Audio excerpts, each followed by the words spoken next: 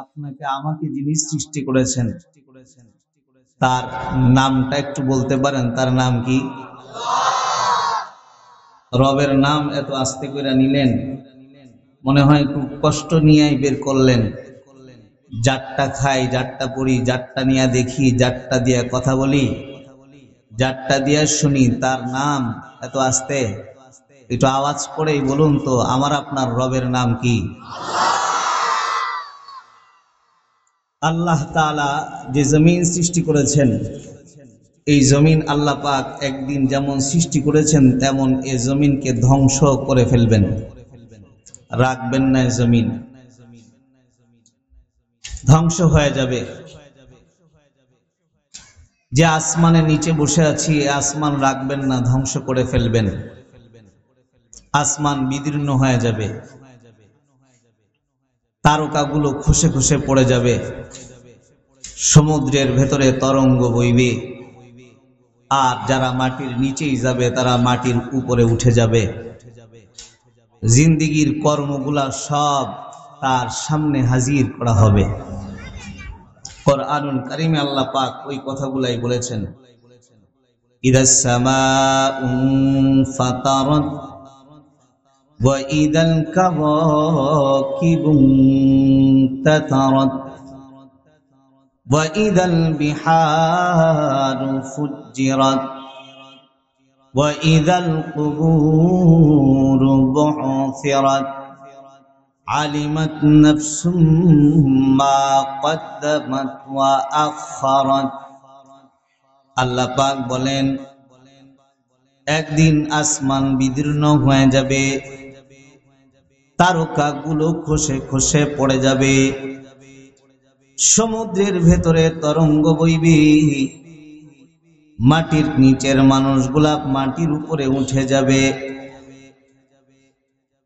কোন দিন এগুলা হবে? ওয়ানুফিখা ফিস-সূর, যেদিন আল্লাহ তাআলার তৈরি ফেরেশতা ইসরাফিল সিংহায় ফুঁক দিবেন। ইসরাফিল আওয়াজ দিলে সব ভেঙে চুরমার হয়ে যাবে। আল্লাহ তাআলা নতুন এক দিবস কায়েম করবেন, যেই দিবসের নাম হলো ইয়াউমুল কিয়ামাহ, কিয়ামতের দিবস। যেদিন এমন ভয়াবহ অবস্থা হবে যে যেদিনের ভয়াবহতায় বাপ তার সন্তানকে ভুলে যাবে, ভাই তার ভাইয়ের পরিচয় ভুলে যাবে, স্ত্রী স্বামীর পরিচয় ভুলে যাবে, স্বামী তার স্ত্রীর পরিচয় ভুলে যাবে। ইয়াউমা ইয়াফিরুল মারউ মিন আখিহি ওয়া উম্মিহি ওয়া আবিহি ওয়া সাহিবাতিহি ওয়া বানিহি, ভাই তার ভাইয়ের পরিচয় দিবে না, গোপন করবে। সন্তানের পরিচয় বাবা গোপন করবে, স্ত্রীর পরিচয় স্বামী গোপন করবে। কারণ দিবসটাই হবে কিছু মানুষের জন্য রিমান্ড। দুনিয়ায় যেমন জেলখানায় যাওয়ার আগে নির্দিষ্ট সাজা দেওয়ার আগে তাকে জিজ্ঞাসাবাদ করার জন্য নির্দিষ্ট একটা কক্ষে নিয়ে তাকে জিজ্ঞাসা করা হয়। রিমান্ড বুঝেন আপনারা? রিমান্ড বুঝেন? রিমান্ড মানে কোন অপরাধীকে স্বীকারোক্তি করানোর জন্য একটা নির্দিষ্ট কামরায় নিয়ে যাওয়া হয়, আর সেখানে বাহিনী এসে জিজ্ঞাসাবাদ করে, কমন কিছু প্রশ্ন করে। কমন কিছু প্রশ্ন যেগুলা তার জানা এমন জিনিস তার কাছে জিজ্ঞাসা করে। যেমন রিমান্ডে জিজ্ঞাসা করা হয়, এই তোর নাম কি বল। আপনার নাম জিজ্ঞাসা করলাম, এটা আপনার কাছে কঠিন বলা সহজ না কঠিন? জিজ্ঞাসা করলে তোর বাবার নাম কি, এই তোর দাদার নাম কি, এই তোর চাচা কয়জন, চাচাগুলার নাম বলো। এই তোর ফুফু কয়জন, ফুফা কয়জন? এই কয়জন, চারজন, তোর নাম বলো।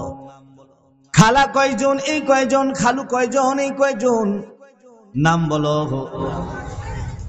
সব জিজ্ঞাসা করে, তো ওর নামগুলা বলে তো সব লিস্ট হয়। খালুর নাম কি বলছে এটা লেখা হয়, খালুর নাম কি বলেছে লেখা হয়, ফুফার নাম কি বলেছে লেখা হয়। লিখে বাহিনী চলে যায়, আর এক টিম রিমান্ডে আবদ্ধ ঘরে আর এক টিম এসে হাজির হয়। এসে আগের বাহিনী যে প্রশ্ন করেছে একই প্রশ্ন করে, এই তোমার নাম কি? আমার নাম অমুক। তোমার বাবার নাম কি? আমার বাবার নাম অমুক। এই তোমার চাচা কয়জন? এই কয়জন, নাম বলো। নাম বলে। ফুফা কয়জন? এই কয়জন, নাম বলো। নাম বলে, কিন্তু নাম বলতে যায় ডরে। আগে বলছিল চাচার নাম আব্দুর রহমান, এখন বলে চাচার নাম আব্দুর রহিম। কিরে, আগে যারা আসলো তাদের কাছে চাচার নাম বললা, আব্দুর রহমান লেখা আছে দেখো, আর এখন বলো আব্দুর রহিম, কারণ কি? বলে তখন তো ডরে ভুলা গেছিলাম, আব্দুর রহমান নাম বইলা চালায়া দিছিলাম। তার মানে দুনিয়ায় একটা বাত্তির নিচেই আর একটা একাকিত্বের ঘরে আপন জন কিনা কিচ্ছু নাই। আর আমার বক্তব্যের পরে আমার সাজা কদ্দুর হবে এটুকু ভেবে জানা জিনিস হারায় গেছে, আপন চাচার নাম ভুলে গেছে, বাবার নাম ভুলে গেছে। এটা যদি দুনিয়ার রিমান্ড হয়, তাহলে যেদিন রব কাহার আর জালালের রূপ নিয়ে বসবেন, ওই মালিকের সামনে যখন আপনাকে আমাকে দাঁড় করে জিজ্ঞাসা করা হবে, বলো হায়াতের 60 বছরের কর্মগুলা কি করেছো, জবাব দাও। তুমি তোমার 40 বছরের হায়াতে কি নেক আমল করেছো, জবাব দাও। জুয়ান কালে যুবতী হালতে যুবক অবস্থায় কি কাম করেছো, জবাব দাও। বলুন তো, কাহার আর জালাল ওই জজের সামনে দাঁড়িয়ে প্রশ্নের জবাব দিয়ে জান্নাতে যাওয়া সহজ হবে না কঠিন হবে?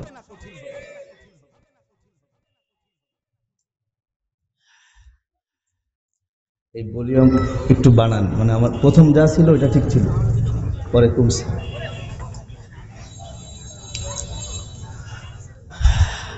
আল্লাহ পাক নিজে জজ হবেন, জজ। বিচারকের কাঠ গড়াই দাঁড় করাই দিবেন। কিন্তু আল্লাহর নবী একটা ভয়াবহ খবর হাদিসে পাকে দিছেন। আল্লাহর নবী বলে, যদি কাউকে বিচারকের কাঠ গড়াই, হিসাবের কাঠ গড়াই দাঁড় করায় দেওয়া, হিসাব যদি কারোর কাছে আল্লাহ তাআলা জিজ্ঞাসা করে ফেলে, তাহলে নির্ঘাত ও আযাবে গ্রেফতার হয়ে যাবে, ও জাহান্নামে চলে যাবে। জিজ্ঞাসা যদি করে বসেন আল্লাহ, তাহলে জিজ্ঞাসার জবাব দিয়ে জান্নাতে যাওয়া কঠিন, জিজ্ঞাসা করলেই ধরা খেয়ে যাবে, আযাবে গ্রেফতার হয়ে যাবে। আল্লাহ নবী সরকারে দো আলম বলেন, মান হুসিবা উযিবা, যদি কারোর কাছে হিসাব না হয় তাহলে ও আযাবে গ্রেফতার হয়ে যাবে। তবে নবী যেমন ভয় দেখাইছেন, আল্লাহর নবী তেমন উম্মতের জন্য সহজ করে দিয়েছেন। শুধু নবী সহজ করে নাই, আল্লাহ পাক নিজেও সহজ করছেন। আল্লাহ পাক নিজে জানায় দেন, ও দুনিয়ার মানুষেরা তোমরা শুনো, হাসরের ময়দানে আল্লাহ তাআলার আদালতে কিবরিয়ায় 4টা কাফেলা এমন দাঁড়াবে, যাদেরকে আল্লাহ তাআলা কোনো হিসাব নিবে না, বরং বিনা হিসাবে আল্লাহ তাআলা তাদেরকে জান্নাত দান করবেন। 2 হাত উঁচা করেন সবাই, 2 হাত উঁচা করেন। হ্যাঁ, সোজা করেন, সোজা, নাড়াচাড়া দেন, আওয়াজ করে বলেন আল্লাহু আকবার। আরো জোরে আওয়াজ করে বলেন আল্লাহু আকবার।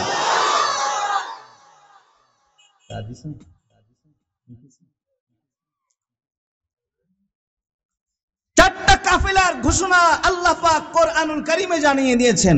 এই যদি এই চার কাফেলার অন্তর্ভুক্ত হও তাহলে তোমাকে হিসাব দিতে হবে না।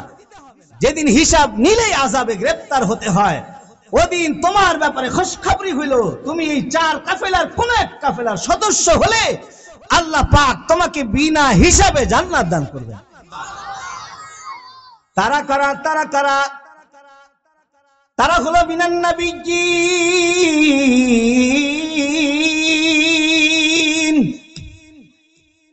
মিনান নাবিয়্যিন ওয়াস সিদ্দীকিন ওয়াস শুহাদাই ওয়াস সালিহিন ওয়া হাসুনা উলাইকা রফিকা। আল্লাহ পাক বলেন চারটা দল বিনা হিসাবে আল্লাহর আদালতে জান্নাতে যাবে। তার মধ্যে এক নম্বর হলো সকল পয়গম্বর আলাইহিমুস সালাম। 100 লক্ষ পয়গম্বর পৃথিবীতে এসেছেন। এই 100 লক্ষ পয়গম্বর বিনা হিসাবে আল্লাহর জান্নাতে যাবে। সুবহানাল্লাহ, রাস্তে বলেন সুবহানাল্লাহ। 2 নাম্বার হলো যারা সিদ্দিক হবে তারা বিনা হিসাবে জান্নাতে যাবে। সিদ্দিক তো তারা যারা মিথ্যা ছাড়া বলতে পারে না, এরকম মানে কথা বললেই মিথ্যা কথা কয়, ওইটা সিদ্দিক। এখন তো মিথ্যা বলার যন্ত্র আছে, মোবাইল, আরামসে মিথ্যা বলা যায়, আরামসে মিথ্যা কথা বলা যায়। আছে ব্রিজের উপরে, রূপসা ব্রিজের উপরে কই আছেন? এই যে কাটাখালীর মোড় ঘুরি তো আমি ঘুরতেছি। এই যে একটা কথা বললো, বলার কারণে 50টা নেকি হয়েছে, তাই না? না একটা কবিরা গুনাহ হয়েছে। কবিরা গুনাহ কেমন জানেন? যার একটা কবিরা গুনাহ আপনাকে 7000 বছর জাহান্নামের আগুনে জ্বালাবে।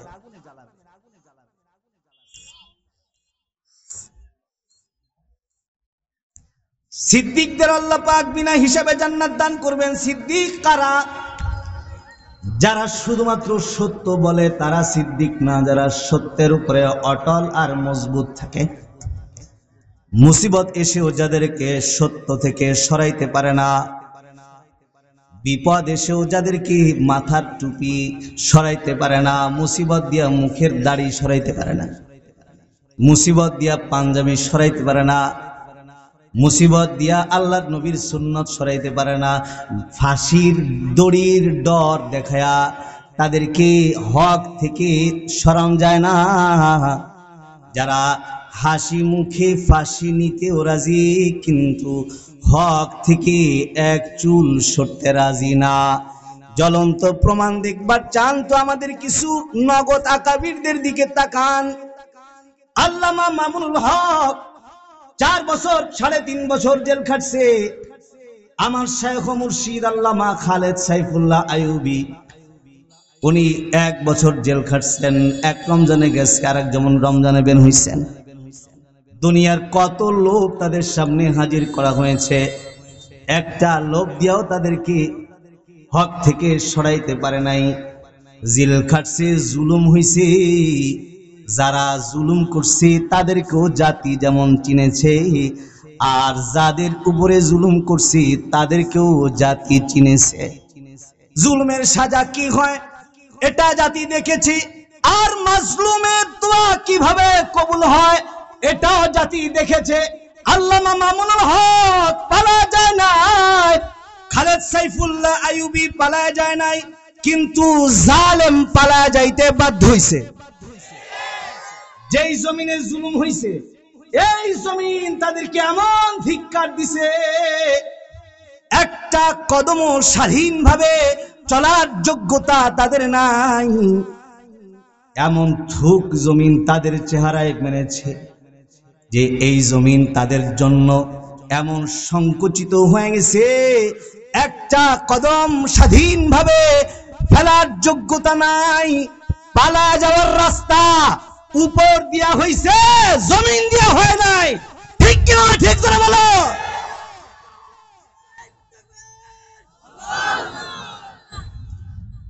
জুলুম করলে কি সাজা হয়, আর মাজলুমের দোয়া কিভাবে কবুল হয়, 2024 এসে চোখে আঙুল দিয়ে তোমাকে বুঝাতে হবে না।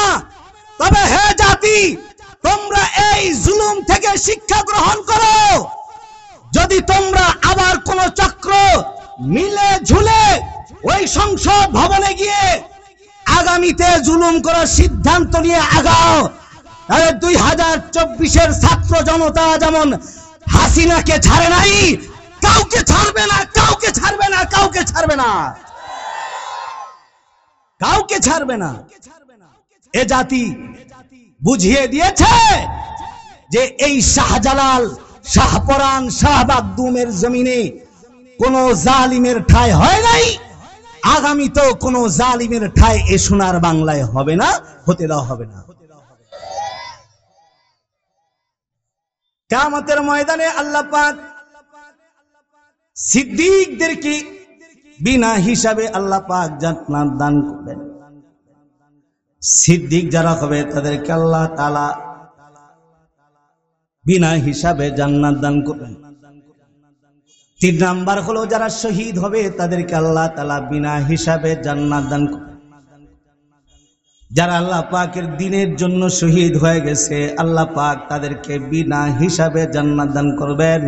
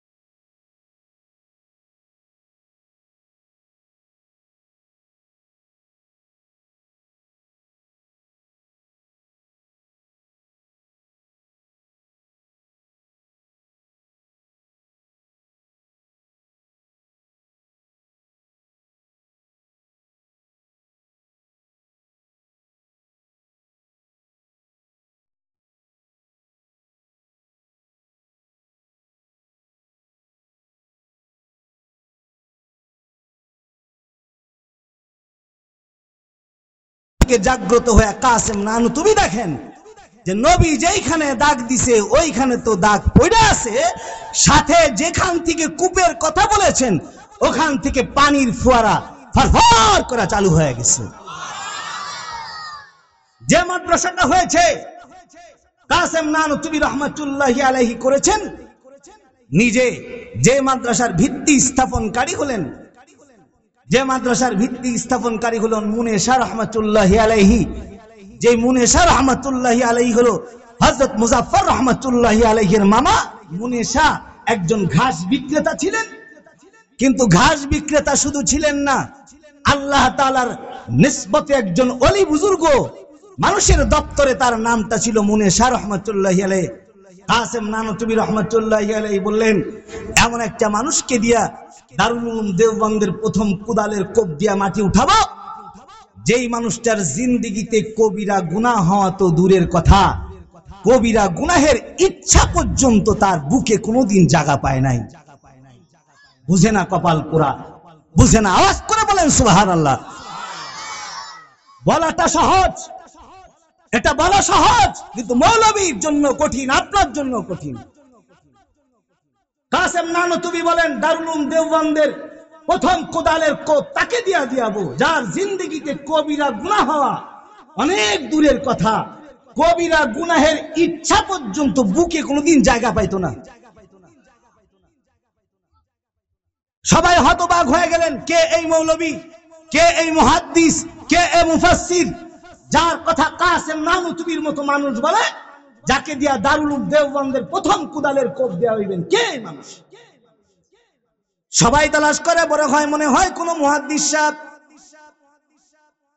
মনে হয় কোন মুফাসসির সাহেব, মনে হয় কোন বুজুর্গ আল্লাহওয়ালা, কোন বড় আলেম। কিন্তু যাকে দিয়া কুদাল দিয়া কোপ দিয়ে পাইছেন, উনি না আলেম, না হাফেজ, না মুহাদ্দিস, না মুফাসসির। উনি হলেন একজন ঘাস বিক্রেতা। ঘাস বিক্রেতা নিজে ঘাসগুলা কাটে, কাচি দিয়া দিয়া ঘাস কাটে, আর এই ঘাসগুলা বাজারে বিক্রি করে 2-1 টাকা যা হয় এর থেকে একটা পয়সা জমা করে রাখে। জমা কইরা বছর শেষে যে কয়টা টাকা হয়, এই টাকাগুলা দিয়া বাজার করে দারুল উলুম দেওবন্দ মাদ্রাসার শিক্ষকদের দাওয়াত করে খাওয়ায়। ভাইরা আমার, আমরা এমন মৌলবী, আমরা টাকাওয়ালার দাওয়াত খাই, যার পয়সা নাই তার দাওয়াত খাই না। ভ্যান চালকের দাওয়াত নেওয়ার আগ্রহ নাই, রিক্সা চালকের দাওয়াত নেওয়ার আগ্রহ নাই, দিন মজুরের দাওয়াত নেওয়ার আগ্রহ নাই। সাহেব একটা টাই আর যুব ভাবলা মাদ্রাসায় ঢুকছে তো তার দাওয়াত খাওয়ার জন্য সারি হয়ে দাঁড়ায়, মৌলবীরাও সারি হয়ে দাঁড়ায়। আর দারুল উলুম দেওবন্দের ইতিহাস তালাশ করুন আমাদের আকাবিরিন আসলাফের, যে দারুল উলুম দেওবন্দ মাদ্রাসার শিক্ষকরা মুনে শাহের বাড়ির দাওয়াত খাওয়ার জন্য বছর ধরে দিন গুনতো যে মুনে শাহের বাড়ির দাওয়াত কবে আসবে আর আমরা মেহমান হয়ে তার বাড়ি যাব। ওনাদের কাছে জিজ্ঞাসা করা হইল যে মুনে শাহ একজন ঘাস বিক্রেতা, তার বাড়ি দাওয়াত খাওয়ার জন্য আপনার দারুল উলুম দেওবন্দের এত বড় বড় মুহাদ্দিস দিন গুনেন ব্যাপার কি?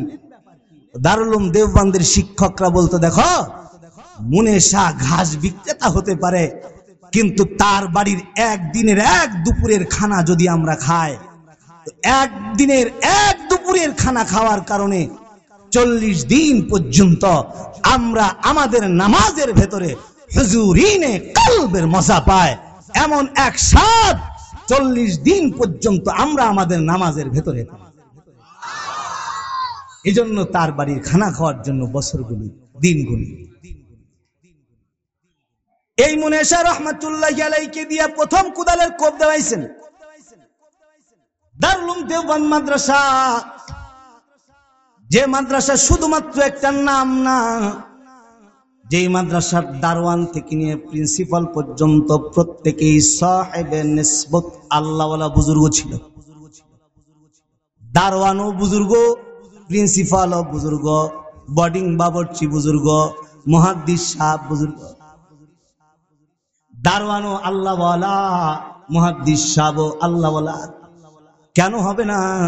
যে মাদ্রাসার প্রিন্সিপাল কাসেম নানুতুবি রহমাতুল্লাহি আলাইহি নিজে কখনো কখনো কাসেম নানুতুবি নিজে কখনো কখনো দারওয়ান হয়ে দাঁড়ায় যাইতেন, আবার কখনো কখনো কাসেম নানুতুবি দর্শে বসে যাইতেন, কখনো বোর্ডিং বাবরচি হইতেন, আবার কখনো দারওয়ান হয়ে যাইতেন, কখনো বোর্ডিং বাবরচি, কখনো মুহাদ্দিস সাহেব, মুফাসসির সাহেব। প্রিন্সিপালের চেয়ারে কখনো বসতেন, আবার কখনো বাবরচি হয়ে রান্না করতেন। এই কাসেম নানুতুবি শুধুমাত্র বাবরচি আর দারওয়ান না, কখনো কুলি হয়া উনি দারুল উলুম দেওবন্দের ট্রেন স্টেশনে গিয়া দাঁড়ায় থাকতেন, কুলিগিরি করবেন। তাই কাসেম নানুতুবির মতো এমন যুগশ্রেষ্ঠ আলেম নিজেকে কুলি বানাইয়া রেল স্টেশনে গিয়া দাঁড়ায় থাকতেন। ওইখানে দাঁড়ায় থাকতেন, যদি দেখতেন যে কোন ছাত্র ট্রেন থেকে নামছে, তো কাসেম নানুতুবি নিজে আগায় যায় বলতেন, বেটা আমি কুলি, তুমি কি দারুল উলুম দেওবন্দ মাদ্রাসায় যাইবা? হ্যাঁ, আমি দারুল উলুম দেওবন্দ মাদ্রাসায় যাব। বলে দেখো না আমি কুলির ভেসে দাঁড়ায় আছি, তাহলে তোমার বোঝাটা একটু আমার মাথায় দাও। নিজেকে চিনবে জন্য মুখমণ্ডল ঢাকতেন, নিকাব দিয়া ঢাকে ফেলতেন, শুধু চক্ষু দুইটা বের করে রাখতেন, ড্রেস এগুলো চেঞ্জ করে ফেলতেন যেন ড্রেস দেখা চেনা যায় এটা কুলি, বোঝা যায় এটা কুলি। মাথায় কাপড় পেঁচানো আছে, মুখটা ঢাকা আছে, চোখ দুইটা বাইর করে আছে, কুলি হয়ে দাঁড়ায় থাকতেন রেল স্টেশনে। দাঁড়ায় যখন থাকতেন কোন ছাত্র নামার সাথে সাথে কাসেম নানুতুবি কাছে যায় বলতেন, বেটা কই যাইবা? বলে যাবো দারুল উলুম দেওয়ান।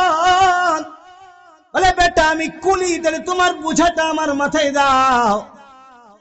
বোঝাটা মাথায় দেওয়ার পরে কাসেম নানুতুবি বোঝা লয়া দারুল উলুম দেওয়ানদের গেট পর্যন্ত আসতেন। বোঝাটা নামায় বলতেন, বেটা ওই যে তোমাদের দরসগাহ দেখা যায়, যাও দরসগায় যাও। ওই যে তোমাদের মাদ্রাসা যাও। যখন বোঝা নামায় দিত তো ছাত্র কুলিকে কিছু পারিশ্রমিক দেওয়ার জন্য টাকা বের করে বলে, নাও কুলি কিছু টাকা নিয়ে যাও। বললেই বলতো, বেটা টাকা তো সবাই দেয়, কিন্তু তোমার বক্ষটা তো আল্লাহ পাক ইলম সংরক্ষণের সিন্দুক বানাইছেন, তোমার কাছ থেকে টাকা না, যদি তোমার পক্ষ থেকে কোনো পাওনা নিতে হয় তো ওটা আমি আল্লাহর কাছ থেকে নিব, তোমার কাছ থেকে নিব না। যদি কিছু নেওয়ার দরকার হয় তো আমি আল্লাহর কাছ থেকে নিব। এই ভলিউম বাড়ান, কি রে ভলিউম কম যে, আমার গলা শুকায় যেতেছে। এই বক্সে ভলিউম বেশি দেন। প্রিয় হাজিরিন, যদি কিছু নিতে হয় তো আল্লাহ তাআলার কাছ থেকে নিব, তোমার কাছ থেকে কিছু নিব না। তালিবুল ইলমের খাদিম হিসাবে নিজের নামটা উঠাইতে চায়, যদি আল্লাহ তাআলা আমাকে তালিবুল ইলমের খাদিম করে কবুল করে, আমি তার হিসাব দিয়ে আল্লাহর জান্নাতে যাইতে পারবো না। যদি এই খিদমতের ওসিলা করে আল্লাহ আমাকে মাফ করে দেয়। প্রিয় হাজিরিন, কাসেম নানুতুবি আমল করতেন। একদিন রেল স্টেশনে দাঁড়ায় আছে, একটা ছাত্র নামছে, কিন্তু এই ছাত্রটা হলো কাসেম নানুতুবির কাছাকাছি ছাত্র। দর্শে তো অনেক ছাত্র থাকে, কিন্তু সব ছাত্র উস্তাদের কাছাকাছি না। কিছু ছাত্রের নাম উস্তাদের মুখস্থ থাকে, চেহারা মুখস্থ থাকে, কারণ উস্তাদের খুব খিদমত করে। যে শুধু ছাত্র উস্তাদের কাছাকাছি হয় না, কিছু ছাত্র আছে উস্তাদকে ফলো করে, উস্তাদের মাথার টুপি চিনে, মুখের দাড়ি চিনে, ফেস ভালো করে চিনে, গায়ের পাঞ্জাবি চিনে, পায়ের জুতাও ভালো করে চিনে। এই ছাত্রটা হলো কাসেম নানুতুবির কাছাকাছি ছাত্র, যে উস্তাদকে ফলো করে সব চিনে। কিন্তু কাসেম নানুতুবি তো চেহারা ঢেকে আসছেন, ঢাকা চেহারা দেখা যায় না, নিকাব বাঁধা, চোখ দুইটা শুধু বের করা। কেমনে চিনবেন? এজন্য চিনতেও পারতেছে না। কাসেম নানুতুবি দেখে ছাত্র নামছে তো দৌড় দিয়া যায়, পাশে দাঁড়ায় বলে, আয় বেটা কই যাইবা? বলে দারুল উলুম দেওবন্দ যাইব। বলে যাইবা তো দারুল উলুম দেওবন্দ, দেখো না আমি কুলি, তোমার মাথার বোঝাটা আমার মাথায় উঠায় দাও, আমি তোমার মাদ্রাসা পর্যন্ত পৌঁছায় দিই। ছাত্র মাথার ভিতরে বোঝা চাপায় দিছেন, হাঁটতেছেন, কিন্তু ছাত্র পিছন দিক দিয়ে হাঁটা দেখে বলে, হাঁটাটা আমার উস্তাদের পরিচিত পরিচিত লাগে। হাঁটাটা কেমন পরিচিত, কিন্তু চেহারা তো দেখা যায় না, চিনতেও পারতেছে না। হাঁটতেছে কিছুক্ষণ পরে তাকায় দেখে এদিকে চেনা যায় না, কিন্তু পায়ের জুতাটা চেনা যায়। এই জুতাটা তো আমার উস্তাদ কাসেমের জুতা, কাসেম নানুতুবির জুতা।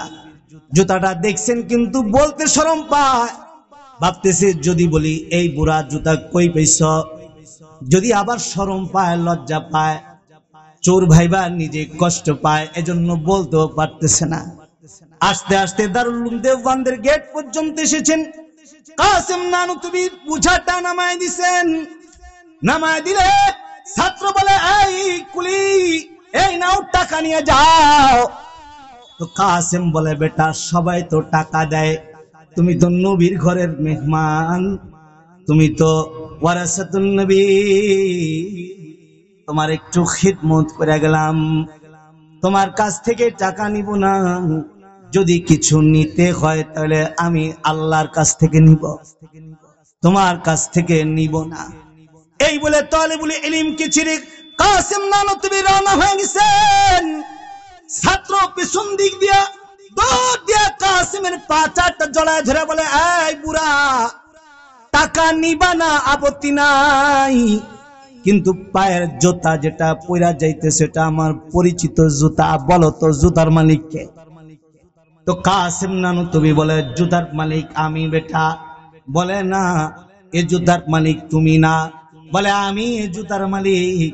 বলে তুমি যদি জুতার মালিক হও তাহলে তুমি আমার উস্তাদ কাসেম হবা, যদি মালিক তুমি হও তো তুমি কাসেম নানতুবি হবা। এই কথাটা বলার সাথে সাথে কাসেম নানতুবির চোখের কোনা বেয়ে পানির ফোঁটাগুলা ঝরঝর করে পড়া শুরু হয়ে গেছে। সাথে সাথে মুখের নিকাব খুলা বলতেছে বেটা, চিনে যখন ফেলছো গোপন রাখা লাভ নাই, আসলে আমি কাসেম। মুখের নিকাব বেঁধে রেল স্টেশনে একটু তালেবুল ইলমের খাদেম হওয়ার নিশায় দাঁড়ায় যায়।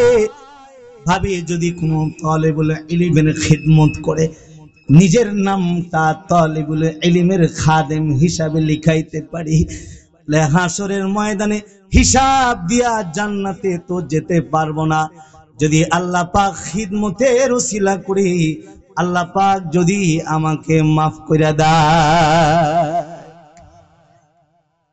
এই দারুল উলুম দেওবন্দের 55 বছরের যিনি মুহতামিম আর প্রিন্সিপালের দায়িত্বে ছিলেন উনি হলেন কারি তয়েব সাহেব রহমাতুল্লাহি আলাইহি। উনি বলেন, কেউ যদি হায়াতে একবার রবের প্রেমে, রবের ইশকার মহব্বতে একবার বলে সুবহানাল্লাহ, তো এক সুবহানাল্লাহর বদলে আল্লাহ পাক তাকে বিনা হিসাবে জান্নাত দান করবে। আওয়াজ করে বলেন আল্লাহু আকবার। এই দুই হাত উঁচা করেন, দুই হাত উঁচা করেন। এই নারা দেন, নারা দেন, নারা দেন। আওয়াজ করে বলেন আল্লাহু আকবার। আরো জোরে আওয়াজ করে বলেন আল্লাহু আকবার। এই একটা সুবহানাল্লাহ যদি রবের কাছে কবুল হয়ে যায়, এক সুবহানাল্লাহর বদলে কারি তয়েব সব বলেন বিনা হিসাবে আল্লাহ পাক জান্নাত দান করবেন। শুধু একটা জান্নাত দিবেন তা না, উনি বলেন যে একটা সুবহানাল্লাহর বদলে একটা জান্নাত না, যদি রবের কাছে কবুলিয়াতের দরওয়াজা সুবহানাল্লাহ পায় তো বান্দা যতগুলা জান্নাত চায় অতগুলা জান্নাত আল্লাহ পাক দান করবেন। উনি দলিল পেশ করেছেন। দলিল হিসাবে ইউসুফ আলাইহিস সালাতু ওয়াস সালামের জিন্দেগীর এক ওয়াকিয়াত তুলে ধরেছেন। পয়গম্বর ইউসুফের জামানার এক ওয়াকিয়াত, যখন পয়গম্বর ইউসুফ আলাইহিস সালাতু ওয়াস সালাম খাদ্য মন্ত্রী ছিলেন। এই জামানার একটা ওয়াকিয়াত, মিশরে দুর্ভিক্ষ লেগেছে। দুর্ভিক্ষ লেগেছে তো খাদ্যমন্ত্রী ফরমান জারি করেছে। ফরমান হলো, মিশরে এখন দুর্ভিক্ষ লাগে, সবাইকে একটা করে টিকিট দাও আর মাসে একবার করে ত্রাণ দাও। খাদ্যমন্ত্রীর ফরমান, একটা করে টিকিট দাও আর এক টিকিটে মাসে একবার করে ত্রাণ দাও। জারি হইলো তো সবাই তো ত্রাণ নিতেছে মাসে একবার এক টিকিট। কিন্তু একটা যুবক ছেলে ধরা খায় গেল। যে যুবক ছেলেটা এক টিকিটে 2 বার ত্রাণ নেয়। কয়বার? নিয়ম কয়বার? নিতেছে কয়বার? 2 বার ত্রাণ নিতেছে। ধরা খায় গেছে। দেখবেন কিছু মুসল্লি যে জুমার দিনে যদি জিলেপি দেয়, জিলেপি একবার নিলে হাতটা পিছনে নেয় আর এক হাত আগায় দেয় ভিড়ের মধ্যে। ভিড়ের মধ্যে হাত আগায় দেয়, মানে 2-3 বার না নিলে হালাল হয় না। আর যদি বিরিয়ানির প্যাকেট দেয় তো কিলাকিলি শুরু হয়ে যায়। তো এই যুবকও ত্রাণ নেওয়ার নিয়ম একবার এক টিকিটে নিতেছে 2 বার। 2 বার নিতেছে, ধরা খায় গেছে। ধরা খাইছি তো। ধরা খাওয়ার পরে যুবককে জিজ্ঞাসা করে, যুবক কিরে ব্যাপার কি, সবাই নিতেছে একবার, তুমি নিতেছো দুইবার। তো বলে আমার অধিকার আছে, বলে তো নেই, আমার অধিকারের বলে দুইবার নেই। কি অধিকারের বলে দুইবার ত্রাণ নাও? বলে আমি খাদ্যমন্ত্রীর খাস লোক, আমি ইউসুফের খাস লোক। কিছু মানুষ আছে চেয়ারম্যান বিসা খায়, আমি চেয়ারম্যানের চামচা, আমি মন্ত্রীর চামচা, আমি এমপির চামচা। এ রাস্তাটা প্রায় বন্ধ হওয়ার পথে, কারণ স্বাধীন বাংলায় এখন আর এই চান্স নেওয়ার সুযোগ নাই। এখন মন্ত্রীদের ভাঙায় খাওয়ার সুযোগ নাই, এমপিকে ভাঙায় খাওয়ার সুযোগ নাই। কারণ ছাত্র জনতা মাঠে আছে, এমন আওয়াজ পাইলে লাঠি দিয়া সোজা করে দিবে। ভাঙায় খায় মন্ত্রীকে, ভাঙায় খায়। এই ছেলে পাওনা একবার নিতেছো দুইবার? বলে হ্যাঁ আমার অধিকার আছে। বলে কেমনে? বলে খাদ্যমন্ত্রীর খাস লোক আমি।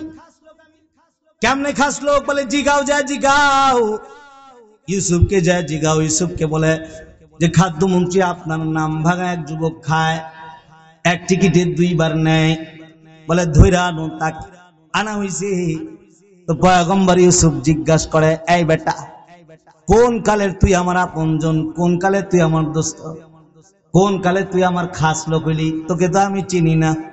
যুবক কয়, ইউসুফ এখন তো আপনি আমাকে চিনবেন না, কারণ যখন আপনার কেউ ছিল না তখন ছিলাম আমি, এখন আপনার সব হয়েছে, পর হয়েছি আমি, এখন তো আপনি আমাকে চিনবেন না। তাহলে একটু ভালো করে বলো, কেমনে তুমি আমার কোন কালের দোস্ত, কোন কালের পরিচিত, একটু বলো। যুবক ডাক দিয়ে বলে, আই ইউসুফ আপনার কি শরম নাই? যখন আপনি গোলাম, পয়গম্বর ইউসুফ আপনি যখন জুলাইখার গোলাম, আজিজে মিসরের গোলাম, জুলাইখা তার মনের বাসনা পুরা করবার জন্য আপনাকে এমন ঘরে লয়ে গেল যে ঘরের 7 গেটের দরওয়াজা লাগানো, চাবির তোরাটা নিজে জুলাইখা নিজের হাতে আছে, আর আপনার সামনে তার মনোবাসনা পূর্ণ করার যত্ন আবেদন করলো। আর আপনি তার থেকে বাঁচবার জন্য আল্লাহর উপরে ভরসা করে দৌড় দিলেন। আল্লাহ পাকের কুদরতে দরওয়াজা খুলে গেল, বাইর হয়ে গেলেন, কিন্তু বাইর হয়ে বাঁচতে পারলেন না। পেছনে জুলাইখা দরওয়াজা খুলে দেখেন দরওয়াজার সামনে আজিজে মিসর দাঁড়ানো, পেছনে জুলাইখার সামনে আজিজে মিসর। জুলাইখা আপনার বিরুদ্ধে মামলা ঢেলে দিল, আপনার বিরুদ্ধে মামলা দিয়া দিল, আপনি তার সতীত্ব নষ্ট করবার চান। সেদিন পুরা মিশরে আপনার পক্ষে একটা মানুষ কথা বলার কেউ ছিল না, কেউ যে আপনার পবিত্রতার গাওয়াহি ওদিন দিবে এমন কোন সুযোগ তখন মিশরে কেউ ছিল না। রানীর বিপক্ষে দাঁড়ানোর সাহস কারো ছিল না, আজিজে মিসরের বিপক্ষে দাঁড়ানোর সাহস মিশরে কারোর ছিল না। আপনার কি ওই দিনের কথা স্মরণ আছে? এই ইউসুফ এটা কি আপনার স্মরণ আছে? বলে হ্যাঁ হ্যাঁ আছে তো। বলে তখন কি একটা ছোট্ট বাচ্চা, যেই বাচ্চাটা দুধের বাচ্চা, দুগ্ধপোষ্য বাচ্চা, কোলের বাচ্চা, যেই বাচ্চাটা জুলাইখার কাছে ছিল, এই বাচ্চা কি একটা বাচ্চার সাথে আপনাদের সাথে ছিল? বলে হ্যাঁ ছিল তো। বলে ওই ছোট্ট বাচ্চা আল্লাহ পাকের কুদরত, আল্লাহ তাআলার কুদরত প্রকাশ করছে। আল্লাহ পাক ছোট্ট বাচ্চাটাকে কথা বলার শক্তি দান করেছিলেন। ওদিন আজিজে মিসরের সামনে দাঁড়িয়ে আপনার পবিত্রতার গাওয়াহি একটা ছোট্ট মাসুম বাচ্চা দিয়েছিলেন। যেদিন মিশরে আপনার পক্ষে বলার কেউ ছিল না, তখন যেদিন ওদিন যে লোকটা কথা বলেছিল, ওই সেই ছোট্ট মাসুম বাচ্চাটা বললাম আমি। এই কথাটা বলার সাথে সাথে হযরত পয়গম্বর ইউসুফ আলাইহিস সালাম কেঁদে ফেললেন।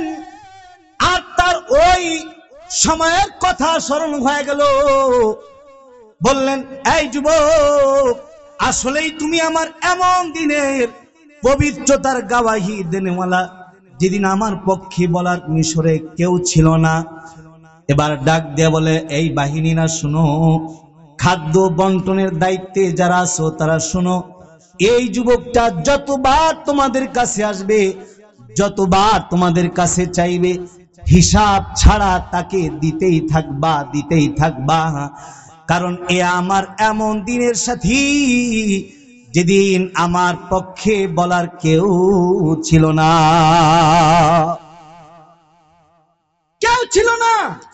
এই যুবকটা ওই যুবক কাসেম কারি তৈয়ব সাহেব রহমাতুল্লাহি আলাইহি বলেন যে দুনিয়ার এক ইউসুফ, যার সামান্য একদিনের মুসিবতে পবিত্রতার গাওয়াহি দেওয়ার কারণে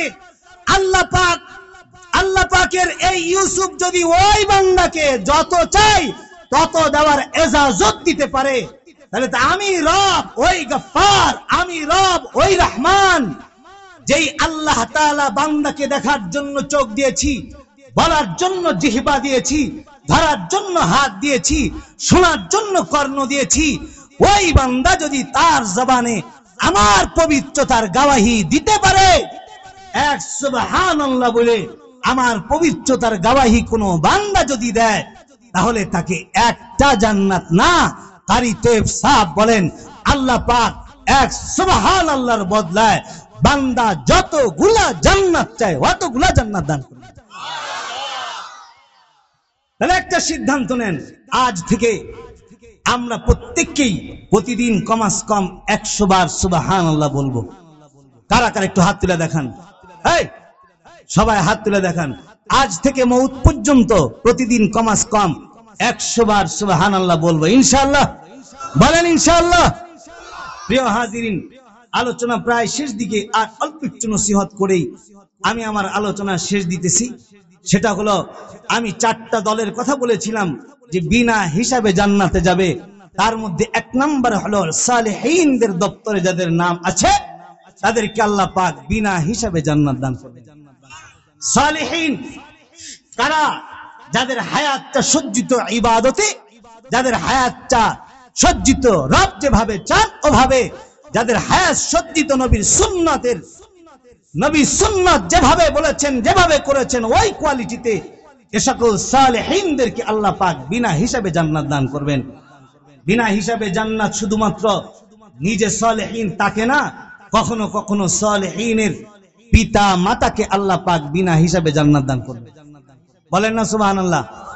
এই পিতা মাতাও সন্তানের বদৌলতে বিনা হিসাবে জান্নাতে যাবে, হিসাব ছাড়া জান্নাতে যাবে। সন্তান সালেহীন নেককার, তো বাবা মাকে আল্লাহ পাক নূরের তাজ পরায় দিবেন। বক্ষটা ইলমে দ্বীন রাখার সিন্ধুক, তো আল্লাহ পাক ওসিলা বানাবেন, বাবা মাকে মাফ করে দিবেন, হিসাব ছাড়া জান্নাত দিয়ে দিবেন। বলেন না সুবহানাল্লাহ। সন্তান মহব্বত করে না এমন মানুষ এখানে আছেন? এই সন্তান মহব্বত করে না এমন বাপ এখানে আছেন? বাপ সন্তান আছে কার কার? একটু হাত তুলে দেখান তো, সন্তান আছে কার কার? আমার আছে। কার আছে? এই যার নাই সে আবার হাত তুলো না, যার নাই সে আবার হাত তুলো না, যার আছে সে হাত তুলো। সন্তান আছে? এই সন্তানকে আমরা সবাই মহব্বত করি না? শুধু সন্তান মহব্বত করি না, এই সিঁড়ি যদ্দূর যায় মহব্বত তদ্দূর যায়। কখনো কখনো সন্তানের চাইতে নাতি পুতির মহব্বত বেশি হয়ে যায়। এই যারা দাদা আছেন, আমার বড় ভাই সাইবুল ভাই হয়তো কিছুদিন পরে নানা হবে, না হয়েছেন? হবে, নানা হয়ে যাবে মাশাআল্লাহ। তো এই কখনো এখনো বুঝে নাই, এখনো দরদ বুঝে নাই, কয়দিন পরে বুঝবে যে কখনো কখনো সন্তানের চাইতে নাতি পুতির মহব্বত বেশি হয়ে যায়, ঠিক না? এই মহব্বত এটা নবীর সুন্নত। নাতিকে মহব্বত এটা নবীর সুন্নত। নবী নাতিদেরকে মহব্বত করতেন, হাসান হুসেনকে মহব্বত করতেন। কত মহব্বত করতেন! শুধুমাত্র নবীর মহব্বত না, নাতিকে মহব্বত করা এটা আল্লাহরও পছন্দ। আরো আসতে বলেন সুবহানাল্লাহ। আমি কেমনে বললাম যে নবী ওই যে সেজদার হালতে আছে, হাসান হুসাইন নবীর কাঁধের উপরে আছে, কাঁধের উপরে আছে। আল্লাহ পাক বলে, এই দোস্ত আপনার কাঁধে তো নাতি আছে, আপনি আবার তাড়াতাড়ি উঠা ওদেরকে ফালায়া দিয়েন না, সেজদায় থাকেন কিছুক্ষণ, আপনার কাঁধে আছে তো এটা আমার পছন্দ। আর আসতে বলেন সুবহানাল্লাহ, ওটা আমার পছন্দ। নাতিদেরকে নবী কত মহব্বত করতেন, কত মহব্বত। নবী জুমার দিনে খুতবা দিতেছেন, খুতবা জুমার দিনে খুতবা দিতেছেন, আমার নবী জুমার খুতবা দিতেছেন। তো ওদিকে ফাতেমা হাসান আর হুসাইনকে, ছোট 2 বছর 2.5 বছর বয়স হাসান হুসাইনকে ড্রেস আপ করিয়েছেন, সুন্নত দ্বারা সাজিয়েছেন। এবার ইশারা করে বলে, এই হাসান হুসেন, ওই দেখো জুমার মিম্বারে তোমার নানা খুতবা দিতেছে, যাও জুমার দিনে মসজিদে যাও। নাতিদেরকে পাঠায় দিতেছেন। 2 বছর 2.5 বছর বয়স হাসান হুসাইনের হাঁটতেছে বালুর মধ্য দিয়া, ফাতেমা দরওয়াজায় দাঁড়ায়, ইশারা করে বলে, এই দেখো নানা খুতবা দেয়, যাও মসজিদে যাও। হাসান হুসাইন রওনা হইছেন, বালুর মধ্য দিয়া হাঁটে, তো ছোট ছোট পা, কখনো হাসান পড়া যায়, হুসাইন হাত দিয়া উঠায়, কখনো হুসাইন পড়া যায়, হাসান টান দিয়া উঠায়। নানা দৃশ্যটা দূর থেকে তাকায় দেখছেন, দেখে মায়া লাগছে নবীর।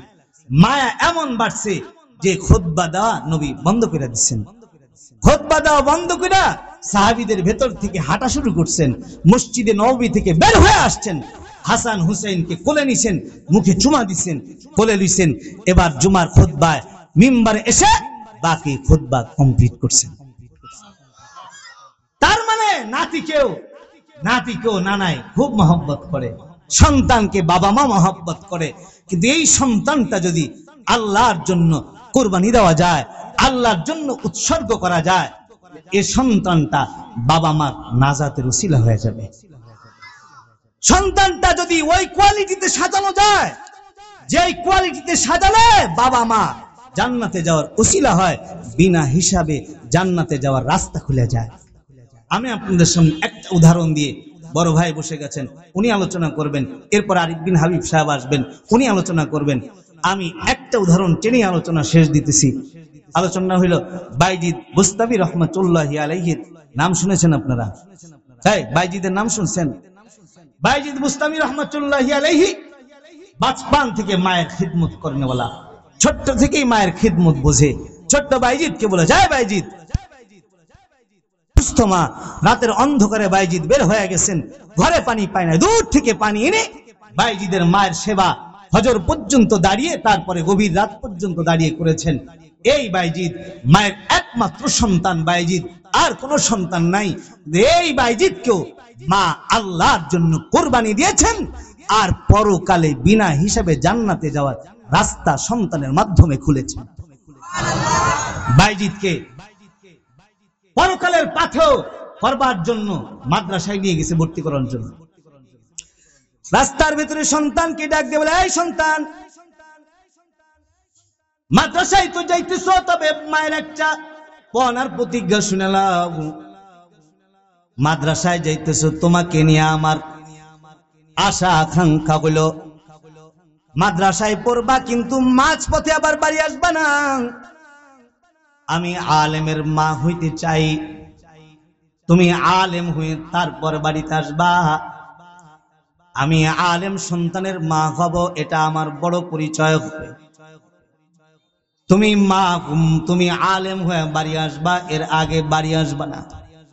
বাইজিদ ছোট মানুষ, মা ছাড়া কিছু বুঝেই না যে বাইজিদ তাকে নিয়ে যায়, আর বলে মাদ্রাসায় ভর্তি করবার চায়, তবে আলেম না হয়ে আইসো না, আলেম হবা তারপরে বাড়িতে আসবে। বুঝাইতে বুঝাইতে বাইজিদকে মাদ্রাসায় নিয়ে গেছেন। মাদ্রাসায় উস্তাদের কাছে বাইজিদকে সফর্দ করে বলে, উস্তাদ জি, এটা আমার বাইজিদ আপনার কাছে দিয়ে গেলাম। আমার বাইজিদ আলেম হলে বাড়ি যাবে আমার সাথে, তার ওয়াদা আছে। ভর্তি করে বাইজিদের মা বাড়ি চলে গেছে। এই আলেম হওয়া কিন্তু অত সোজা না, অত সহজ ব্যাপার না। মনে করতেছেন যে টাকা আছে আর মাদ্রাসায় দিয়া দিলাম, কিছুদিন পরে সনদ পাইলাম, অত সোজা না। এর জন্য অনেক কোরবানি, সন্তানের যেমন কোরবানি দিতে হয়, তেমন মা বাবারও তেমন কোরবানি দিতে হয়। মায়ের কোরবানি দিতে হয়, বাবার কোরবানি দিতে হয়। এই যে মৌলবী আমি হইছি, আমনে হই নাই। আমার মায়ের অনেক চোখের পানি যায় নামাজে, আমার মা তাহাজ্জুদে অনেক কেঁদেছেন, কাঁদতে কাঁদতে মৌলবী হয়েছে।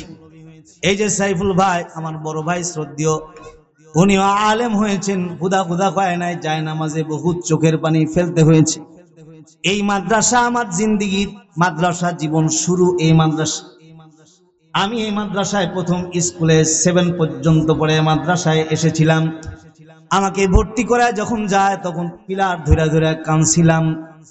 মসজিদে ভাঙাচোরা মসজিদ ছিল, মসজিদের ভেতরে যায় নামাজ পড়ে পড়ে আল্লাহকে বলছি, আল্লাহ বাবা মা মাদ্রাসায় পড়াইতে চায় না, আমি নিজ ইচ্ছায় মাদ্রাসায় ঢুকেছি, মাঝ পথে আমি এই লাইন থেকে চ্যুত হতে চাই না, লাইন চ্যুত হতে চাই না। আল্লাহ এনেছো, ধৈর্য দাও আর আলেম হিসাবে কবুল করে নাও। নিজের চোখের পানি গেছে, মায়ের চোখের পানি গেছে, এর বদলায় আমি মৌলবী হয়েছি। বাইজিদ বুস্তামির মা কুরবানি দিয়েছেন সন্তানকে, উস্তাদের কাছে দিয়ে বলে, উস্তাদজি এটা আমার বাইজিদ, বাইজিদকে দিয়া গেলাম, বাইজিদকে দিয়া গেলাম, বাইজিদ আলেম হয়ে বাড়ি যাবে, এটা আমার কথা, আপনি আলেম না বলে বাইজিদকে বাড়ি পাঠাইবেন না। বাইজিদ কিছুদিন গেছে, অনেক দিন হয়ে গেছে, মা দেখে না, ছোট্ট বাইজিদ মা সারা কিছু বুঝে না। উস্তাদকে বলে, উস্তাদজি কতদিন হয়ে যায় মার চেহারা দেখি না, আমাকে এক বেলার জন্য কি একটু ছুটি দিবেন। উস্তাদ দেখে বাইজিদ ছুটি চায়, একটা বড় একটা বোঝা তার উপরে চাপায় দেয়া বলে, বাইজিদ বাড়ি যদি যেতে চাও তাহলে তোমার জন্য শর্ত হলো, যদি 22 পারা কোরআন মুখস্থ আমায় শুনাইতে পারো তাহলে ছুটি পাইবা, তা না হলে ছুটি পাইবা না। বাইজিদ বুস্তামি রহমাতুল্লাহি আলাইহি এই কথা বলার সাথে সাথে আল্লাহর কোরআন খুলে বসে গেছেন আর কোরআন পড়া শুরু করছেন। মাত্র কয়েক দিনের মধ্যে বাইজিদ 22 পারা কোরআনের হাফেজ হয়ে গেছে। আর আসতে বলেন সুবহানাল্লাহ। 22 পারা কোরআনের হাফেজ বাইজিদ বুস্তামি হয়ে গেছেন। এখন বাইজিদ 22 পারা কোরআনের হাফেজ। উস্তাদকে যা বলে, উস্তাদ আপনি শর্ত দিছিলেন, পুরা করছি, ছুটি দেন। তো উস্তাদ ছুটি দিয়ে দিচ্ছেন, যাও মাকে দেখে আসো, শর্ত দিছিলাম। দরওয়াজায় গেছেন, যা বলে, মা তোমার বাইজিদ দরওয়াজায়, দরওয়াজাটা খুলো। ভেতর থেকে বাইজিদের মা বলে, কোন বাইজিদ? বলে, মা আমি তোমার সন্তান বাইজিদ। বলে, না আমার বাইজিদের সাথে আমার কথা হয়েছে, আমার বাইজিদ আলেম না হয়ে বাড়ি ফিরবে না, তুমি আমার বাইজিদ হতে পারো না। বলে, না মা আমি তোমার বাইজিদ, 22 পারা কোরআন মুখস্থ শুনাইছি, আধা মৌলবীর সনদ লাগছে, আমাকে একটু ছুটি দাও। আমাকে ছুটি দিছে।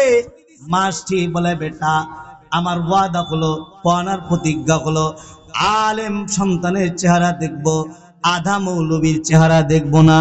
যদি মার চেহারা দেখবার চাও তো মাদ্রাসায় চলে যাও, যখন আলেম হইবা তখন বাড়িতে আসবা, সেদিন দরওয়াজা খোলা পাইবা, এর আগে তোমার মায়ের দরওয়াজা তোমার জন্য বন্ধ। রাত গভীর পর্যন্ত বাইজিদ বুস্তামি দরওয়াজায় দাঁড়ায় থাকলেন, দরওয়াজা মা খুললো না, দরওয়াজা বন্ধ। বাইজিদের মা বলে, এই সন্তান যা, চলে যা, দরওয়াজা খোলা হবে না। বাইজিদ পড়ার প্রতিজ্ঞা নিয়ে মাদ্রাসায় ঢুকেছে, বাইজিদ পড়াশোনায় মন দিয়েছে। 1 বছর 2 বছর যায়, যেতে যেতে যুগ পার হয়ে যায়। বাইজিদের মা দেখে না, বাইজিদের মা বাইজিদের চেহারা দেখে না। এখন বাইজিদ আলেম হয়ে গেছে, হাদিসের বড় ভান্ডার বাইজিদের বক্ষে জমা হয়ে গেছে, ইলমের বড় ভান্ডার বাইজিদের বক্ষে জমা হয়ে গেছে। বাইজিদের বক্ষটা ইলম সংরক্ষণের সিন্ধুক হয়ে গেছে। বাইজিদ এখন বড় আলেম হয়ে গেছে।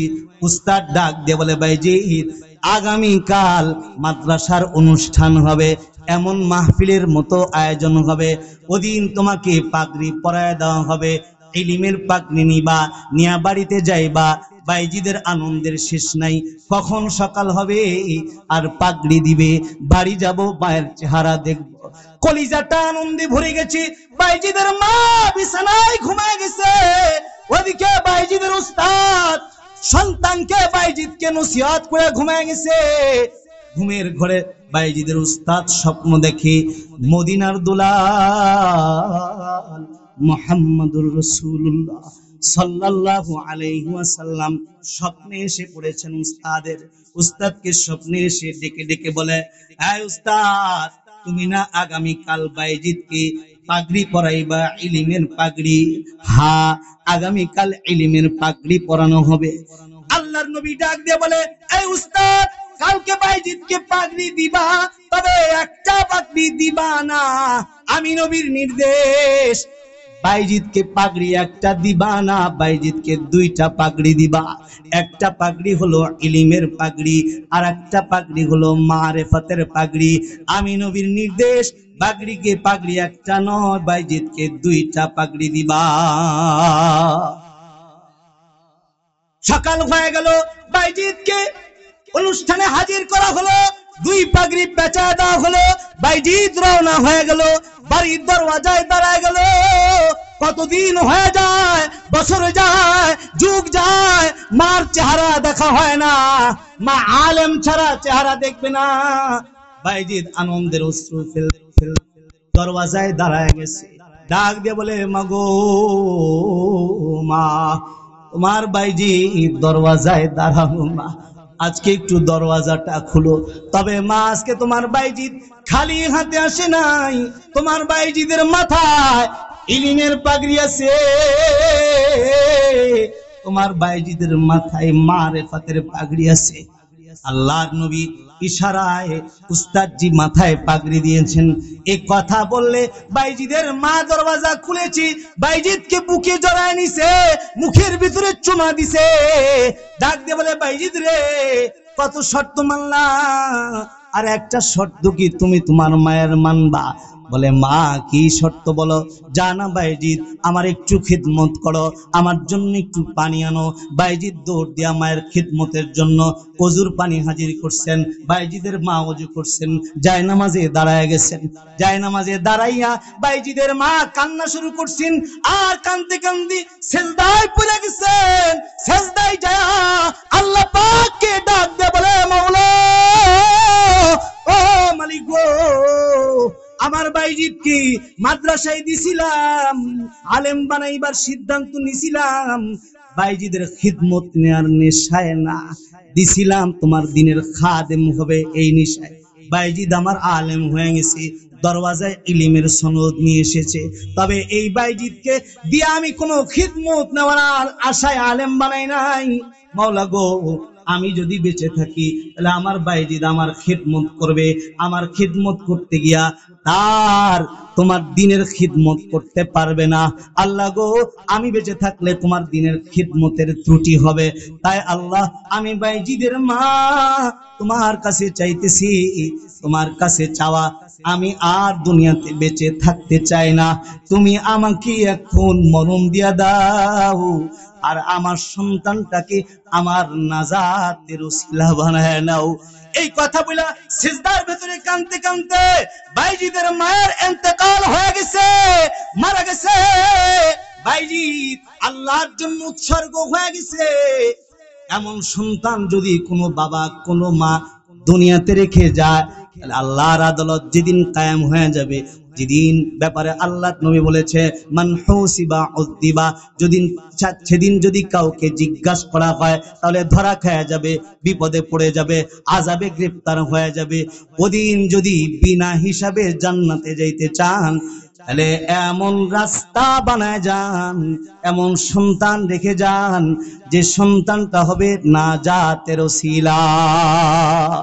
প্রিয় হাজিরিন, আপনাদের সামনে কুরআনুল কারীমের একটা আয়াতে কারিমা তেলাওয়াত করেছিলাম। আল্লাহ পাক বলেন, ও দিবসকে ভয় করো, ওই দিবসের ভয় করো যেদিন তোমাদেরকে আমার কাছে আসতে হবে, আমার কাছেই ফিরতে হবে, যেদিন আপনজন আপনজনকে ভুলে যাবে, ভাই বোন ভাই বোনকে চিনবে না, বোন ভাইকে চিনবে না। যেদিন কাউকে জিজ্ঞাসা করলে প্যাচে পড়ে যাবে, ওদিন যদি আপনি বিনা হিসাবে জান্নাতে যাইতে চান, এমন কিছু আমল বানান যে আমলের ওসিলা করে জান্নাতে যাওয়া যায়। তার মধ্যে একটা আমল হইল, জিন্দিগিতে যতবার রবের নাম নিবেন, ইশকার মহব্বতে নাম নিবেন, জবান দিয়ে কমাস কম প্রতিদিন 100 বার সুবহানাল্লাহ বলবেন ইনশাআল্লাহ। সেই সাথে সাথে সন্তানগুলিকে, নিজের একটা সন্তান না হলে আপনি আপনার কোন নাতিপুতি তাদেরকে আলেম বানান, এগুলার সুযোগ নাই, তাহলে তালেবুল